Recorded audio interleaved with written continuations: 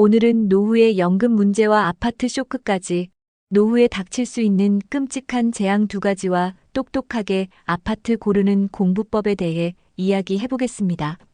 최근까지 아파트 시장이 굉장히 뜨거웠는데요. 그런데 이 뜨거웠던 아파트 때문에 여러분들의 노후가 특히 30대, 40대 분들까지도 굉장히 위험해지고 있습니다. 오늘은 여러분의 노후 자금을 안전하게 관리할 수 있는 방법과 그리고 아파트 똑똑하게 고를 수 있는 부동산 공부법을 알려드리려 합니다. 오늘 영상을 끝까지 보시게 되면 가치 있는 아파트를 싸게 살 수 있는 아파트 공부법을 알게 되시고 여러분들의 노후 자금을 어떻게 현명하게 40대, 50대부터 관리해야 하는지 똑똑하게 알게 되실 겁니다. 어렵지 않으니까 꼭 따라서 공부해 보세요. 통계청 자료에 따르면 작년 우리나라 퇴직연금 중도 인출이 5만 명 이상 1조 7,400억 정도라고 하는데요. 이는 지난해 7만 명 이상 2조 6천억보다는 감소하였지만 그래도 매우 심각한 수준입니다. 퇴직연금을 중도 인출한 연령대는 상당수가 30대, 40대라고 하는데요. 그렇다면 이들은 퇴직연금까지 중도 인출하여 그 돈을 어디에 썼을까요?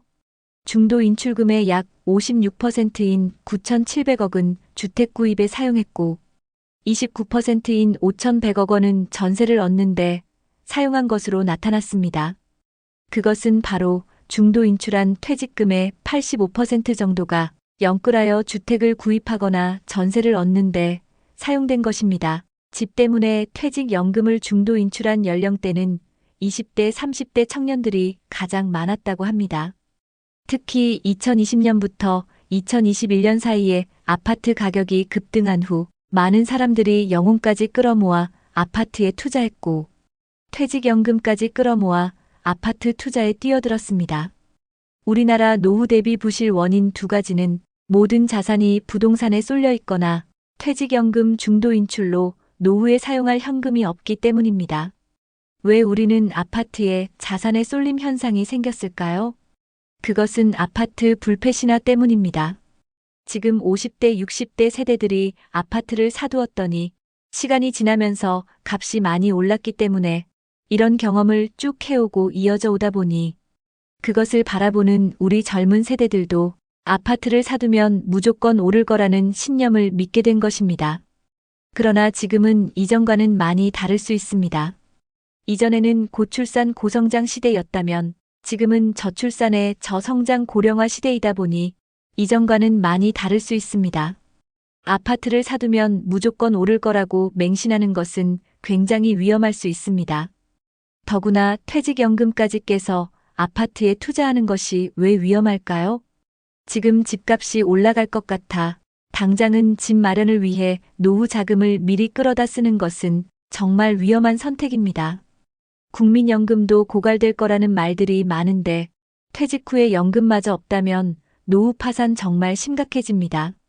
그렇다면 영끌에서 집을 산다는 것이 얼마나 위험한 일인지 세 가지 리스크를 이야기해 보겠습니다. 이 중 하나만이라도 나에게 현실로 닥쳐온다면 정말 지옥을 경험하게 될 것입니다. 첫째, 영끌에서 집을 샀는데 아파트 값이 하락한 경우. 아파트는 무조건 오른다고 생각하고 빚내서 샀는데 떨어지는 경우입니다. 실제로 2021년 이후 최근 2년 사이에 30% 전후로 아파트 값이 떨어지는 것을 두 눈으로 똑똑히 보셨을 겁니다. 동전의 앞면만 보면 안 되고 뒷면이 있다는 것을 항상 염두에 두어야 합니다. 빛과 어둠이 동시에 존재하듯 지금은 오를 것만 같아도 떨어질 수도 있다는 생각을 같이 해야 합니다. 내 생각과 반대로 값이 떨어졌을 때는 어떻게 할까? 어떻게 대처할까? 라는 것도 꼭 생각해 봐야 합니다. 오를 것만을 생각해서 감당 안 되는 영끌로 들어가서 지옥을 경험하고 헤어나오지 못해 힘들어하고 있는 분들이 많을 것입니다. 아파트는 무조건 오를 거라는 신념으로 영끌에서 집을 샀는데 하락하게 되면 우리는 평범하게 살아가기는 어려울 것입니다. 나의 소득이나 자산 규모를 따져보고 종잣돈이 어느 정도 모였는지도 꼭 체크하시고 정말 안 좋은 상황이 와도 내가 감당할 수 있는지 꼭 시뮬레이션을 돌려보고 구입하는 것이 좋겠습니다. 아파트 구입 시 자기 자본은 최소한 50%에서 60% 정도는 되어야 하고 대출을 갚을 능력이 되는지도 정확히 따져보셔야 합니다. 그리고 무엇보다 제일 중요하게 강조할 것은 아파트를 무조건 싸게 구입해야 한다는 것입니다. 꼼꼼하게 잘 따져보고 공부해보고 체크하셔서 가치 대비 가격이 싸게 되었을 때 그때를 노려서 집을 마련하셨으면 좋겠습니다. 그런 의미에서 지금부터라도 아파트에 관심을 가져보세요. 싸고 좋은 아파트를 고르려면 내가 스스로 공부를 해야 합니다. 내가 알고 있어야 때가 왔을 때 좋은 물건을 쏙 뽑아내서 살 수 있습니다. 그럼 어떻게 공부하면 좋을지 제가 공부한 방법을 알려드릴게요. 정말 해보시면 효과 있으니깐 귀찮고 하기 싫더라도 꼭 해보시기 바랍니다. 제가 10여 년 전에 부동산 아무것도 볼 줄 모를 때 이렇게 공부해서 부동산 보는 눈을 길렀습니다. 꾸준히 잘만 해보시면 나도 모르게 실력이 생겨 스스로 놀라게 될 거예요. 절대 어렵지 않습니다. 우선 6개월만 해본다 생각하고 오늘부터 당장 시작해보세요. 우선 첫 번째로 내가 사는 동네부터 주위에 어떤 아파트들이 있고 아파트 가격은 얼마인지 몇 평짜리가 몇 세대나 되는지 그리고 주변에 어떤 편의시설이 있는지 학교는 가까운지 교통은 편리한지 위치는 어떤지 왜 사람들이 선호하는지 왜 여기만 더 비싼지 이런 점들을 날마다 한 번씩 체크해 보세요. 한 달 동안은 우리 동네 전체 아파트들의 가격이 어떻게 변하는지 가격 변동을 날마다 꼭꼭 체크해 보시고 점점 더 범위를 늘려보세요. 관심 있는 도시를 해보셔도 좋고요. 처음에는 네이버 부동산 지도 검색으로 해서 관심 있는 지역 아파트들 위치부터 쓱 한 번씩 파악해 보시면 됩니다. 매매 시세나 전월세 시세 그리고 세대수 평형 구성, 그 밖에 궁금한 점 등을 지도 검색으로 한 번씩 체크해 보세요. 외운다거나 깊이 있게 안 보셔도 됩니다. 그냥 날마다 하루도 빠짐없이 똑같은 지역의 똑같은 내용을 쓱 한 번씩만 보시면 됩니다. 네이버 부동산으로 시세 파악을 했다면 그 다음은 호갱노노나 아실에서 한 번 더 실거래가를 확인해 보시면 됩니다. 그러다가 아파트 현장이 궁금하면 가까운 곳은 시간 날 때 한 번씩 임장을 해보시면 진짜 공부가 됩니다. 이미 머릿속에 나도 모르게 관심 있는 아파트의 위치라든가 가격이라든가 평형 및 세대수 그리고 인근에 초등학교가 있는지 등등 머릿속에 나도 모르게 다 들어있기 때문에 현장에 가면 그냥 너무 잘 알아서 정말 즐겁습니다. 계속 이렇게 공부하다 보면 돈 안 들이고 진짜 아파트 보는 눈이 생깁니다. 처음엔 1시간 걸려서 보던 것도 10분이면 다 보게 됩니다. 이렇게 계속 몇 개월 보다 보면 특정 아파트가 가치 대비 싼지 비싼지가 분명히 보일 것입니다. 처음에는 내가 사는 동네를 체크하시고 그런 다음 이웃 동네나 관심 있는 도시 이런 식으로 범위를 넓혀보세요. 이렇게 꾸준히 하루도 빠지지 않고 보다 보면 아파트 보는 실력이 자동으로 생긴다는 것을 어느 순간 알게 됩니다. 설사 지금 아파트 살 돈이 없다 하더라도 종잣돈을 모으면서 미리 공부를 하고 있어야 합니다. 그래야 내 집을 장만하더라도 투자를 하게 되더라도 그 물건의 가치를 본인 스스로 알아볼 수 있기 때문에 무턱대고 비싸게 사거나 쫓아가서 사는 우를 범하지 않고 똑똑하게 집 장만을 할 수 있습니다. 처음에는 이렇게 공부하는 것이 귀찮고 어렵게 느껴지겠지만 부동산 공부법 중에 이 방법이 가장 쉽게 돈 안 들이고 혼자서 할 수 있는 공부법일 것입니다. 세상에 공짜는 없습니다. 어쨌든 내가 알아야 합니다. 남한테 의지해서 무언가 이루려 한다면 사기 당하기도 쉽고 설사 누군가 나에게 좋은 기회로 물건을 알려준다 하더라도 내가 그 가치를 모르면 망설이다 결정을 못 내려서 그 기회를 놓치고 말 것입니다. 그러니 힘들더라도 오늘부터라도 꼭 1시간씩 시간을 들여서 꼭 공부해 보세요. 아파트를 영끌에서 사면 안 되는 이유, 두 번째는 대출금리 인상입니다. 지금 대출금리 인상으로 고민 중인 50대 후반 김 씨 이야기를 해보겠습니다. 김 씨는 19년도에 신축 아파트에 입주를 했습니다. 대출 이자가 부담되었지만 그때는 금리가 2%대라서 그래도 괜찮았습니다. 장기 고정금리로 하고 싶었지만 은행에서는 5년 고정 상품밖에는 안 된다고 하였습니다. 그런데 최근 5년 고정금리가 끝나고 변동금리로 변경된다는 은행 통보를 받았습니다. 이미 알고는 있었지만 이율이 4.5%에서 5%대로 올라간다는 내용이었습니다. 이자만 지금의 2배가 되는 것이라 김 씨는 크게 부담이 되는 상황이 되었습니다. 예를 들어 그동안 이자로 100만 원을 내고 있었다면 이자가 2배로 불어 200만 원을 내야 하는 것입니다. 그래서 고민이 많아졌습니다.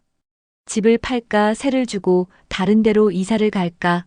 이처럼 이자 부담이 2배로 늘어나기 때문에 막상 현실로 닥치게 되면 이를 견딜 만한 직장인들이 많지 않습니다. 그러므로 감당하기 버거운 대출은 한 번 더 신중히 생각해 보시고 결정하시기 바랍니다.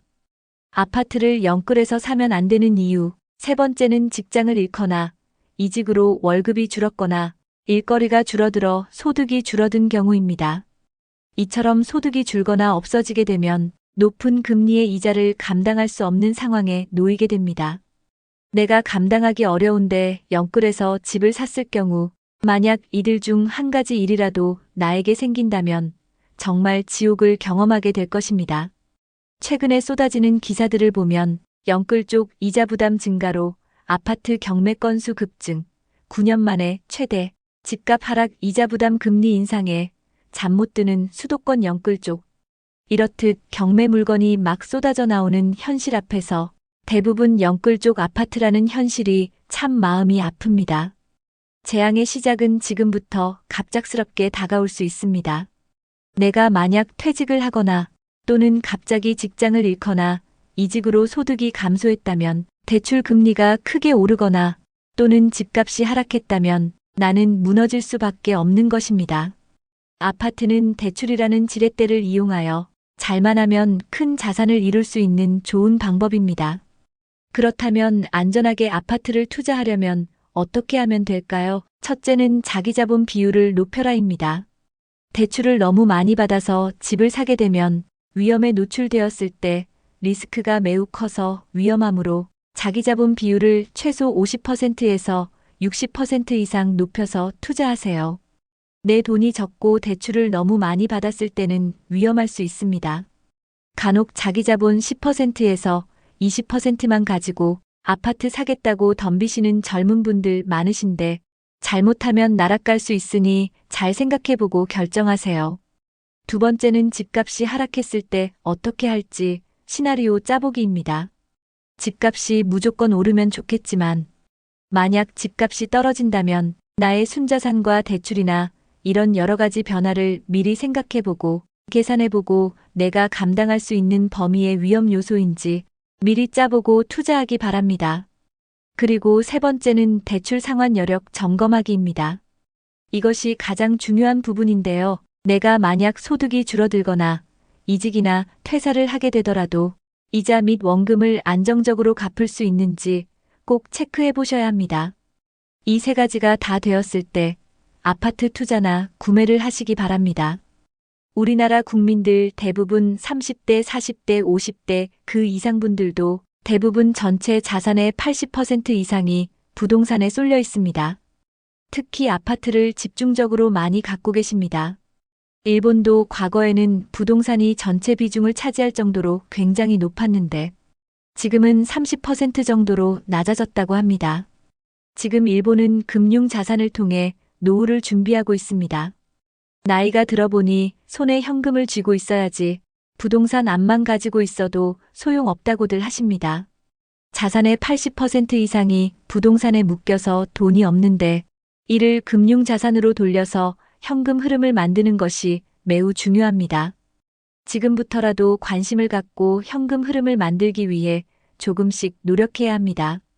그럼 30대부터 60대까지 앞으로 현명한 자산 관리나 노후 대비를 어떻게 하면 좋을지 세 가지로 한번 알아보겠습니다. 첫 번째, 여러분들의 자산이 특히 부동산에 집중되어 있는데 거기에 대출까지 많다면 그만큼 위험에 노출될 수 있습니다. 자산이 한쪽으로 치우치지 않도록 균형을 맞추세요. 부동산도 중요하지만 금융 자산도 중요하다는 것 꼭 명심하세요. 작은 금액이라도 연습 삼아 조금씩 금융 자산에 투자해 보세요. 무리하지는 마시고 조금씩 공부하면서 투자해 보시는 것이 좋겠습니다. 그리고 두 번째는 아주 중요한데요. 퇴직연금 절대로 깨지 마라입니다. 이게 오늘 제일 중요한 핵심입니다. 퇴직연금은 국민연금과 함께 여러분의 노후의 생명줄입니다. 그래서 절대로 깨면 안 됩니다. 나중에 후회해봐야 소용없습니다. 집을 사기 위해서나 또는 다른 급한 일 때문에 퇴직연금을 미리 꺼내 쓰게 되면 당장은 잘 모르겠지만 퇴직하거나 소득이 끊겨서 돈 나올 곳이 아무데도 없을 때 퇴직연금이 국민연금과 함께 여러분의 생명줄이 된다는 것을 꼭 명심하셔야 합니다. 세 번째는 현금 흐름을 관리하라입니다. 살다 보면 여러 가지 상황에 수시로 놓이게 되어 급하게 목돈이 필요하게 됩니다. 그래서 내가 언제든지 사용할 수 있는 비상금이 있어야 합니다.